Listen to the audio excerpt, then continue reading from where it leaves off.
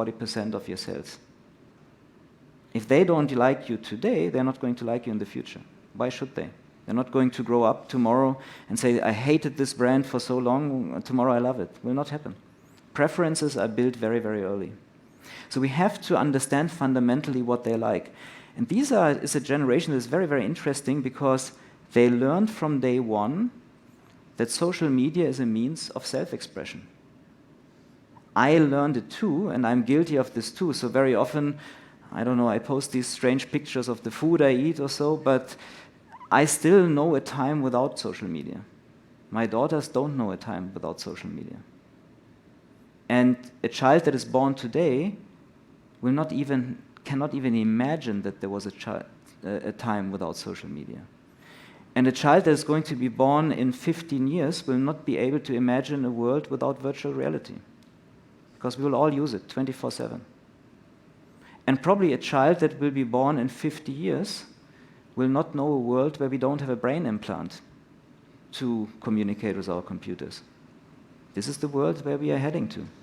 And we have to prepare for it, because if we are not prepared for it, it's anyway going to happen. So we better think of this. And what does it mean fundamentally? So I always like to say, let's separate noise from strategy. There's a lot of noise, but what does it mean?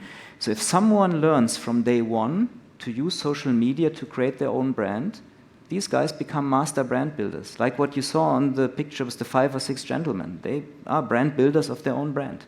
So this means the brands that they are using are very, very choiceful choices, so it's very deliberate choices. And then another very interesting thing, strange things happen is all those old authorities, so to speak, traditional authorities, they don't matter anymore. Condé Nast Traveler, Vogue, they don't matter. They matter to a little bit, to a small part, but fundamentally they have been replaced by influencers, small and big. Yeah. And this also means that our world gets so much more noisy, because before we had to have a good relationship with these guys. Now we have to have a good relationship with 500 influencers, 1,000 influencers, 10,000. How do you do that? It gets just more complex. And then these influencers also do something that makes our life more difficult. They move from platforms to platforms. They were on Facebook before, then they were on Instagram, and now they're on TikTok.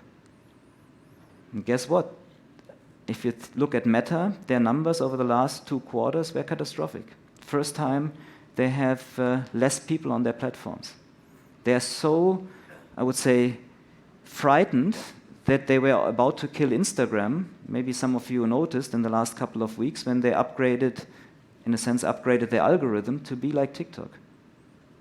And then Kylie Jenner made a post and said, okay, she's going to quit Instagram if this happens. And then Instagram walked back because she has 300 million followers. One influencer telling Meta she's out, they changed. But the change is going to happen anyway. And these influencers are very different than before. These are 2 of the most influential travel influencers right now here in the US. One is a fisherman. He writes about fishing, sustainability in fishing. People follow him and they want to see where he is. And so the places where he goes fishing now get lots and lots of tourists. It's a different way of thinking about travel influence than before. The gentleman on the left is from Chicago, and he likes to talk about his Chicago neighborhoods. And if he says, you should visit these neighborhoods, 100,000 of people want to visit that neighborhood. Very different way of travel influencing. It's not anymore the experts or the so-called experts. It's real people that share real passions, and people follow them. And they follow them not anymore on any other place, but on TikTok. Yeah. So we have to think differently in a way. Travel destination even. They are so often now chosen not by, I don't know, I want to go to this place or that, but they see an influencer at that place. Okay, I want to take exactly the same picture. We may not like that, that's okay, but we cannot change too much about it. So we better see how we make this our kind of maybe core strength to connect, to be one of those places they want to go to think how can we give them those Instagrammable moments or those TikTok moments while they want to come. And then self-investment is getting, I would say, one of the biggest driver in luxury. This is an area where I'm personally also very passionate about, but I'm observing so many fascinating trends. So we see, for example, here a very nice gym. Or yesterday, Andrew, we spoke about hyperbaric chambers. They're very innovative ways of biohacking. And there's so many things that are coming up that people start to get interested in, and then they spend unbelievable amounts of money to be able to do that. But if I have now a lifestyle that is super health focused, what am I going to do when I look for a hotel?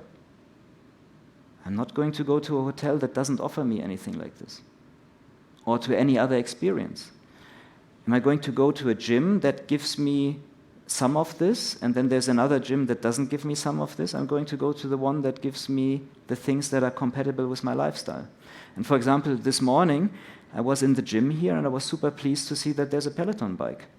So I could log in into my account and continue my normal workout. So guess what? Next time I'm here, I will stay in this hotel because I know they have a Peloton bike. So you can see that the way how we live our life now dramatically starts to influence the choices that we make. This was not so much the case before. Before we just want to go on vacation or to a place, decompress, see something new. Now we see how does this connect to our lifestyle. And so this was what we have to keep in mind. So everything with Gen Z becomes storytelling, a personal storytelling. This is maybe one of the most important things to remember. And this is a generation that doesn't give us time. They don't wait. 6 seconds attention span. If we need 10 seconds, 50 seconds, sorry. Our fault, not their fault. And it's not that they are more stupid. This is also very, very important to say. They're probably more clever. They simply learn from day one to process more data. If I have to process 2 or 3 or 4 times, 10 times the amount of data, it has to be super quick, split seconds. So I always like to say this is so important to understand why these kind of changes happen, because this is the only way how we can react to them. Because otherwise we just see, oh, they're weird, or they're strange, or why are they different?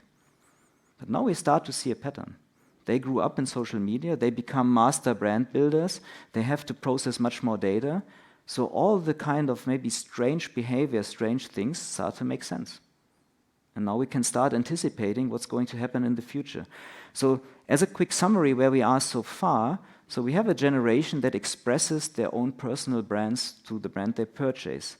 They also want unforgettable experiences because they spend so much time digitally that now the physical experiences really count. Very different to the generation before.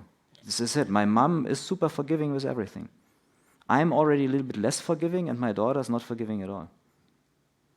Even if they see something on, let's say, TikTok, and they say, this is weird, they will never even go there. It's done.